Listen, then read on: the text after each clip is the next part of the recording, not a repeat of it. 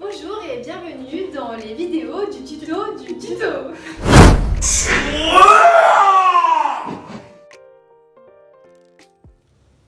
Alors maintenant on va voir le mécanisme de fonctionnement des CYP3A4, donc des cytochromes P450-3A4, qui sont au niveau de la cellule hépatique. Ça c'est des cellules hépatiques, là on a un vaisseau sanguin qui passe, et puis là on aura d'autres trucs mais on ne va pas trop en parler.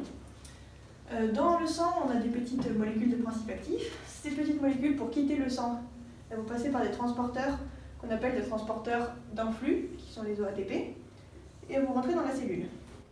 Quand elles sont rentrées dans la cellule hépatique, elles vont pouvoir interagir avec les CYP3A4.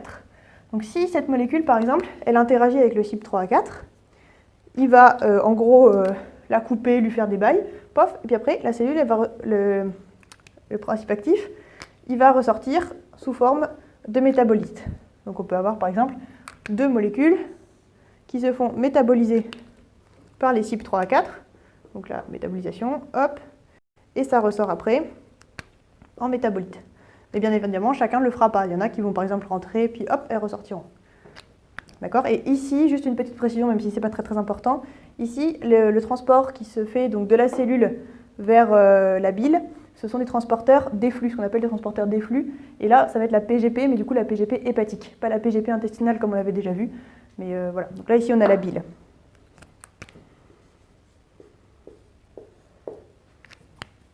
Voilà. Ok, alors maintenant on va voir comment ça se passe dans le cas d'une inhibition du CYP3A4 dans les cellules hépatiques. On se souvient que quand on avait fait le cas général, là on avait trois molécules de principe actif, vu qu'ils interagissaient avec les CYP3A4, il n'y en avait au final qu'une seule qui n'interagissait pas avec le CYP3A4 et qui retournait directement dans la circulation sanguine. Donc maintenant on va voir dans le cas où les CYP3A4 sont inhibés, donc ne fonctionnent pas, on va dire ces deux-là ils ne fonctionnent pas par exemple.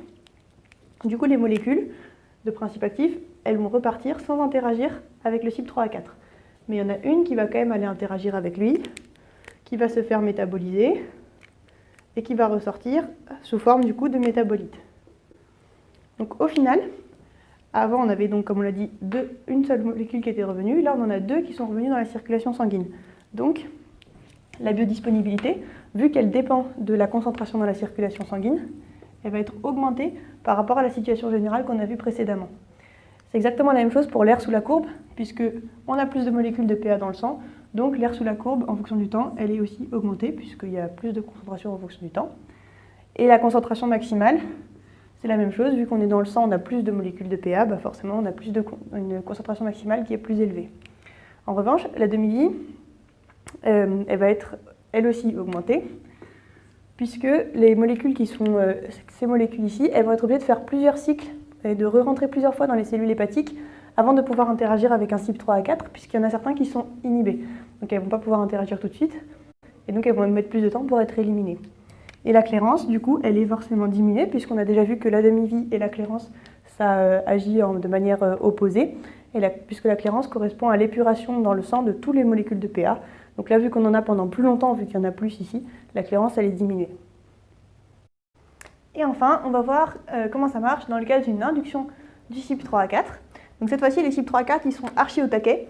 Donc du coup, dès que les molécules, elles passent, boum, elles se font avoir et elles tombent sur un CYP3A4. Du coup, dans ce cas-là, ils vont toutes les molécules vont être métabolisées et vont toutes ressortir au niveau de la bile sous forme de métabolites. Si elles sortent au niveau de la bile sous forme de métabolites, ça signifie qu'elles sont éliminées. On considère qu'elles sont éliminées. Donc, qu'est-ce qui va se passer au niveau de la biodisponibilité? La biodisponibilité, puisque toutes les molécules qui étaient là, elles ont été éliminées, il n'y en a plus dans le sang. Donc, la biodisponibilité, elle diminue. L'air sous la courbe, elle diminue. Le Cmax, il diminue. Comme on a dit, ces trois-là, en fait, ils fonctionnent quand même assez souvent ensemble. La demi-vie, vu que les molécules, elles ont été plus éliminées que d'habitude parce qu'il n'y en a aucune qui a réussi à ressortir, elles se sont toutes fait choper par le CYP3A4, la demi-vie, elle va être largement diminuée, puisque toutes les molécules sont éliminées rapidement, plus rapidement que d'habitude en tout cas. Et la clairance, donc comme je disais, c'était la capacité de l'organisme à éliminer un médicament, elle est augmentée, puisque l'organisme arrive à beaucoup mieux éliminer toutes les molécules. Donc, la clairance, elle est augmentée.